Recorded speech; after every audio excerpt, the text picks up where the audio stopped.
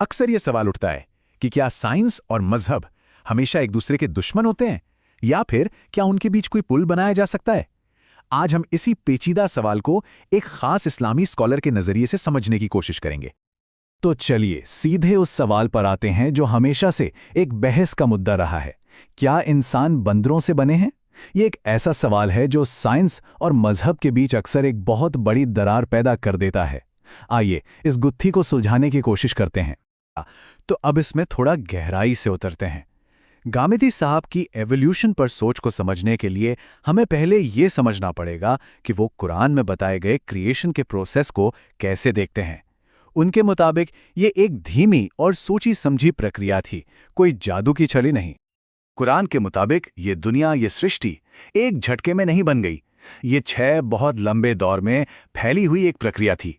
और ये बात अपने आप में सोचिए, एक ग्रेजुअल प्रोसेस यानी धीरे धीरे होने वाले विकास के आइडिया के लिए दरवाजा खोलती है, जो कि काफी दिलचस्प है।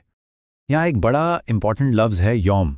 आमतौर पर इसका मतलब दिन होता है, लेकिन गामिदी साहब के मुताबिक कुरान में इसका मतलब 24 घंटे वाला दिन नहीं है, बल्कि एक बहुत लंबा युग या दौर है।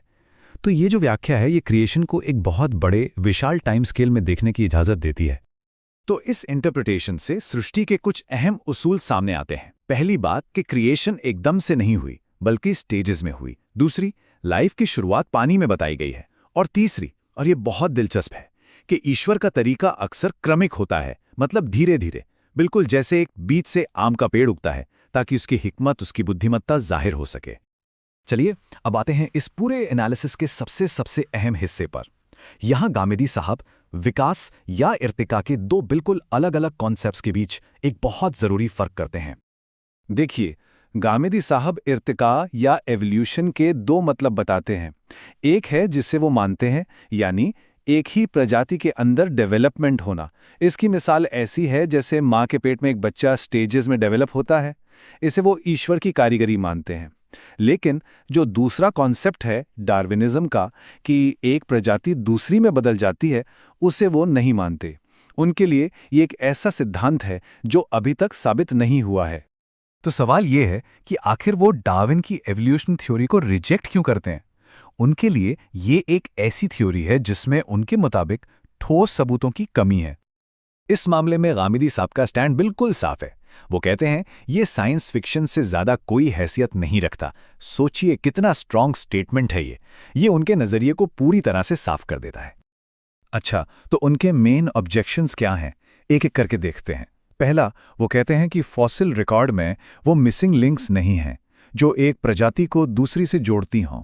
दूसरा, जो बायोलॉजिकल सिमिलैरिटीज हैं जैसे डीएनए, वो कहते हैं कि ये कॉमन एंसेस्टर की तरफ नहीं बल्कि एक कॉमन क्रिएटर की तरफ इशारा करती हैं। तीसरी बात, उनका तर्क है कि इस थ्योरी को एक फैक्ट की तरह पढ़ाया जाता है, जबकि ये अभी भी एक हाइपोथेसिस है जिसमें काफ़ी सबूत नहीं है। और आखिर में वो एक हड्डी से पूरे जानवर की तस्वीर बना लेने को साइंस से ज़्यादा कल्पना की उड़ान मानते हैं। तो अगर डार्विनिज्म नहीं, तो फिर इंसान की उत्पत्ति कैसे हुई? इस पर गामिदी साहब अपना एक अलग 2 स्टेज का मॉडल पेश करते हैं। ये प्रोसेस उनके हिसाब से 2 स्टेजेस में हुआ। पहला स्टेज फिजिकल फॉर्म का बनना, मतलब इंसानी जिस्म धीरे धीरे एक लंबे अरसे में जमीन के एलिमेंट्स से बना, एक तरह से जमीन की कोख में। फिर आता है दूसरा और सबसे अहम स्टेज, रूह का दाखिल होना। जब ये जिस्म, ये वेसल बिल्कुल तैयार हो गया, तो ईश्वर ने इसमें इंसानी रूह यानी रूह फूंकी, जिससे उसमें चेतना, बुद्धि और सही गलत की समझ पैदा हुई। इस मॉडल की सबसे खास बात पता है क्या है? ये एक एंशिएंट अर्थ और बायोलॉजिकल डेवलपमेंट के आइडिया को इंसानी चेतना यानी कॉन्शियसनेस और मजहबी तारीख की खास शुरुआत के साथ जोड़ देता है। मतलब इंसानी जिस्म भले ही पुराना हो, लेकिन इंसानियत की शुरुआत उस पल हुई जब उसमें रूह फूंकी गई। और ये सब हमें इस पूरे एनालिसिस के आखिरी और शायद सबसे ज़रूरी हिस्से तक ले आता है कि साइंस और मज़हब बिना एक दूसरे से टकराए कैसे एक साथ एग्जिस्ट कर सकते हैं। गामिदी साहब के मुताबिक इनमें कोई कॉन्फ्लिक्ट है ही नहीं। क्यों? क्योंकि इनके डोमेन, इनके दायरे बिल्कुल अलग हैं। साइंस जवाब देता है कैसे का, एक कुर्सी कैसे बनती है, एक एटम कैसे काम करता है, इसका डोमेन है फिजिकल वर्ल्ड। वहीं दूसरी तरफ मज़हब जवाब देता है क्यों का, जिंदगी का मकसद क्या है, नैतिकता क्या है, इसका डोमेन है मकसद और रहनुमाई। तो सारी बात का निचोड़ ये है कि मजहब कोई साइंस की किताब नहीं है और न ही साइंस अच्छे, बुरे और आखिरत के लिए कोई गाइड है। प्रॉब्लम तब शुरू होती है जब हम इन दोनों को मिक्स करने की कोशिश करते हैं और एक दूसरे के दायरे में घुसने लगते हैं।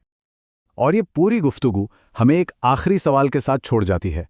क्या ये मुमकिन है कि साइंस और मजहब दो अलग-अलग नॉन ओवरलैपिंग सच्चाइयों को बयान कर रहे हों? ये एक ऐसा सवाल है जो इस पूरी बहस का निचोड़ है और हमें यकीन और दलील के रिश्ते पर मजीद सोचने पर मजबूर करता है।